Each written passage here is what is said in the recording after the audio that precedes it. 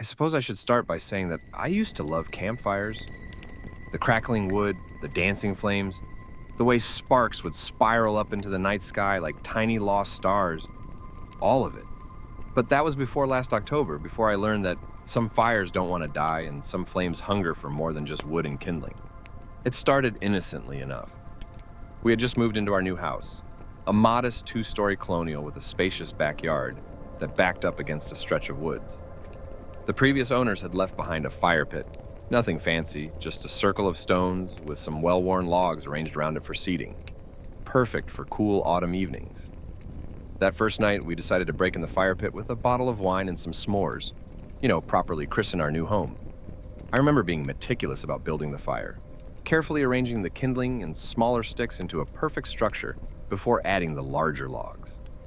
But that's always been my way. I like things done right. The fire caught quickly, almost too quickly now that I think about it. The flames were oddly bright, more white than orange, but I chalked it up to the type of wood. Maybe the previous owners had left behind some treated lumber. I should have known better. Should have noticed how the shadows cast by the flames seemed to move oddly, how they stretched too long and too dark across our lawn. We stayed out late that night, talking about our plans for the house, our future. When the wine was gone, and the air grew too cold, I doused the fire with water from the garden hose. That's when I noticed the first strange thing. The flames didn't sputter or smoke like they should have. They seemed to absorb the water, almost eagerly, until they finally died down to glowing embers. "Coming to bed?" she called from the back door. I nodded, but something kept me standing there for a moment longer. Even after all that water, I could still see a faint orange glow in the pit. You know that feeling when you're sure you've unplugged the iron before leaving for vacation, but you still double check anyway? It was like that, except I just watched myself put that fire out. Maybe it was just residual heat, I told myself.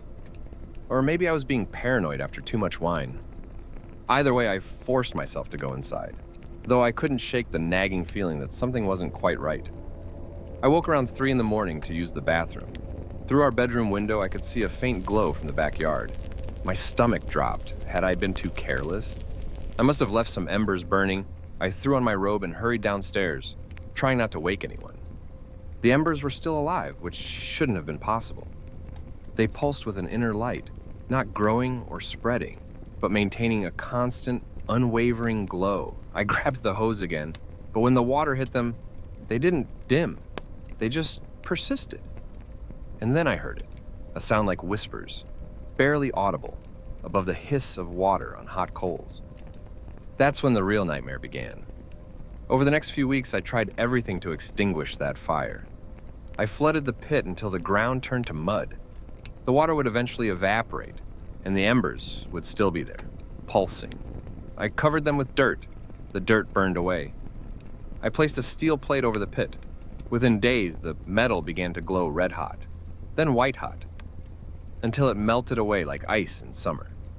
The fire consumed it with an almost methodical patience, as if it were merely waiting out this latest obstacle, knowing that nothing I placed in its way would matter in the end. And all the while, the fire grew. Slowly, so slowly, I almost didn't notice at first. From embers to flames, from flames to a steady burn that never wavered, never smoked, never needed fuel. Just burned and burned and burned. My wife noticed it too. How could she not? The way our houseplants would lean away from the windows, facing the backyard, how our cat refused to go outside anymore. The strange, sweet smell that would drift through the house at night, like burning sugar mixed with something metallic. We tried getting help. The fire department came 3 times. The first time, they doused it with their heavy-duty equipment and declared it out. By morning, it was burning again. The second time, they dug up the entire pit, searching for gas lines or hidden fuel sources. They found nothing. The third time, I saw the fear in their eyes when their water had no effect. They stopped coming after that. The neighbors noticed too, though they tried to pretend they didn't. I'd catch them watching from their windows, drawing their curtains quickly when I looked their way. I'd catch their sidelong glances when I was out buying more fire extinguishers, their whispered conversations at the mailbox. Once, I overheard whispers among them about how the new couple was weird, and how I'd lost it, spending every night staring at that fire pit. Maybe that's what made it all worse, being so alone with something impossible, watching everyone else see nothing but a man slowly unraveling. A local historian visited, drawn by rumors. He mentioned something about the land once belonging to a sect that practiced alternative spirituality. But when he saw the fire for himself, he left without another word, without any explanation or advice. I tried looking up the property's history after that, but all I found were dead ends and redacted records.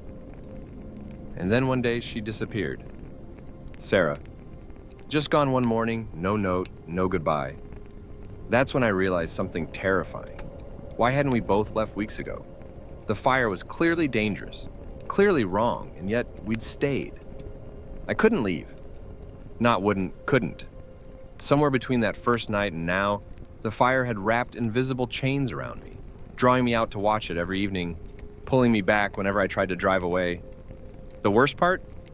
I'd started to find beauty in its persistence, in its perfect, unwavering light. Even now, thinking about leaving made my chest tight with something between panic and loss. The whispers of the flame had grown louder now. Sometimes when I sat by the fire at night, I could almost understand them, admiring the beautiful light of the fire. They promised things, terrible things, beautiful things. I'm writing this now because I finally understood what the fire wants last night. I watched from our bedroom window as the flames took on a familiar shape, a perfect silhouette made of white-hot fire standing in the pit. It raised its burning hand and beckoned to me. The sun is setting and I can already hear the calling.